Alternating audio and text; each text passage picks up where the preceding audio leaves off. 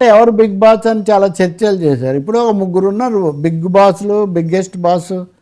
ఇప్పుడు పెద్దిరెడ్డి రామచంద్రారెడ్డి, ఆయన పేరు ఇందులో చెప్పకపోయినా ఆయన కుటుంబము, సజ్జల రామకృష్ణారెడ్డి, ఆ తర్వాత జగన్మోహన్ రెడ్డి. సో జగన్ దాన్ని మనం మాట్లాడే ముందు ఇవన్నీ ఈ దశ దాకా వచ్చిన తర్వాత ఇంకా ఏమవుతుంది, ఈ విచారణ 10 రోజులు పెట్టుకున్నప్పుడు అక్కడ ఏ విషయాలు ఆయనైతే ఏం చెప్పడం లేదు, నేను సహకరిస్తాను అని చెప్పారు, సరెండర్ అవుతానని కూడా చెప్పారు, సరెండర్ కూడా అయ్యారు. కాబట్టి ఇంకా అదైపోయింది. కానీ సమాచారం ఆయన ఏమి ఇవ్వకపోవచ్చు. వాళ్ళైతే జడ్జికి చెప్పారు, మాకేమీ సమాచారం ఇవ్వడం లేదు, ఆయన ఏమీ సహకరించడం లేదు, సహాయ నిరాకరణ చేస్తున్నారు అన్నది వాళ్ళు చెప్తున్న మాట.